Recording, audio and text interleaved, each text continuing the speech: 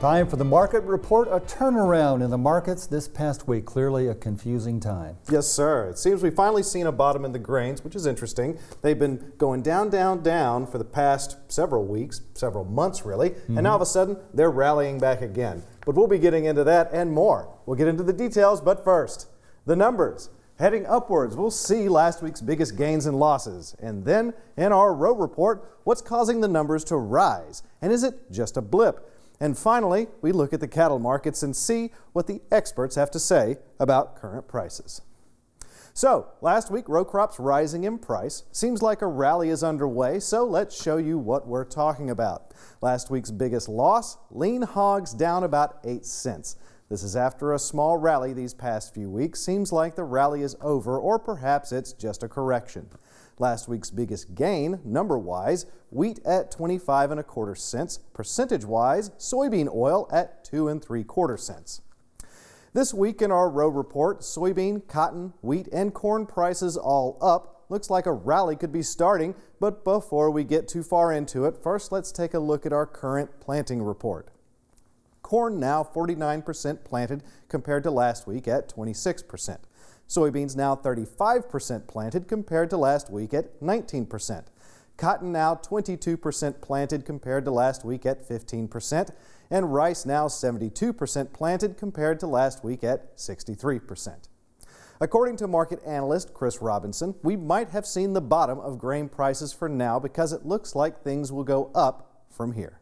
The funds are in the driver's seat. What does that mean? They're short a record amount of Chicago wheat. I put it in the letter today. I think that it's something like 185,000 contracts. If they have to buy that back, they're going to be the elevator ride up. So we'll see. So I'd say we'll have to wait and see. But it sort of feels like we're closer to the bottom than we were a week ago. You know, corn it broke 80 cents in 11 days. Soybeans broke, I think it was close to 90 cents, something like that. We had this horrendous sell-off in the last 10 days. A lot of it was because of what was going on in outside markets.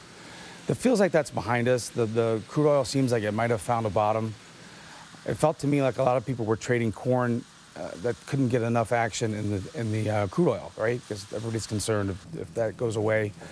I also think that last takeaway, when the Chinese took away did the cancellations, we already knew about it once, and then they put it in the exports yesterday, and it was like people forgot about it for a week. That certainly felt like we might have been the low for a while, that 516, 517 area. And I think most farmers now, that's what you're looking at, is next year's corn crop.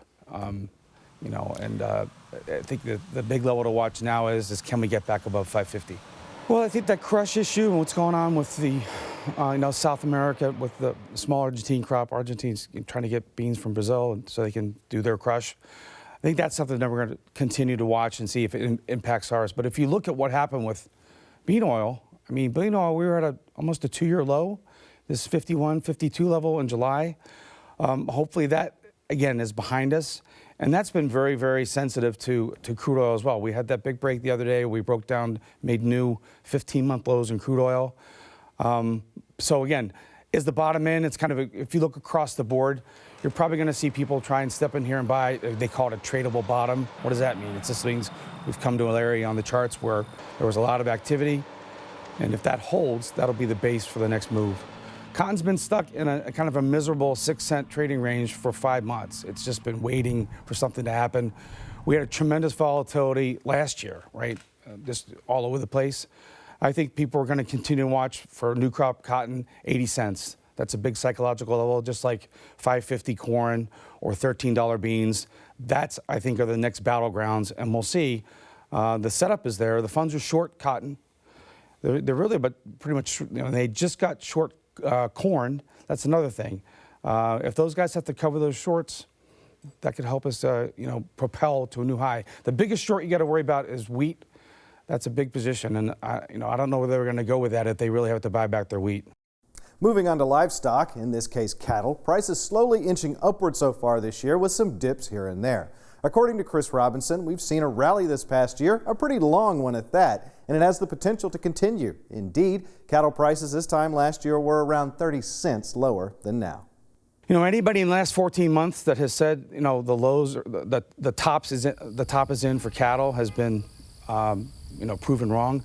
This has been a textbook rally for the last 14 months of why a marketer would want to use puts rather than selling futures. Because if you sold futures, you just left a tremendous amount on the table, no matter where you covered them. If you use that as a hedge. People that used puts over the last year, yeah, you probably lost money on your puts, but you participated in that rally. So 2-3 years from now, I'm sure somebody's going to write a book saying, this was the perfect time to you should always use puts in a rally market.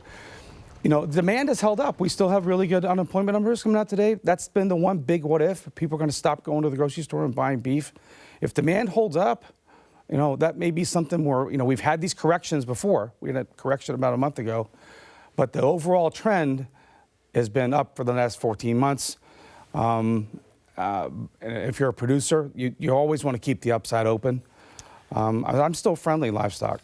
And that's it for a deeper look at the markets. Looks like things are turning around price-wise while planting is finally getting close to finish. These coming weeks will show us if a rally is really here.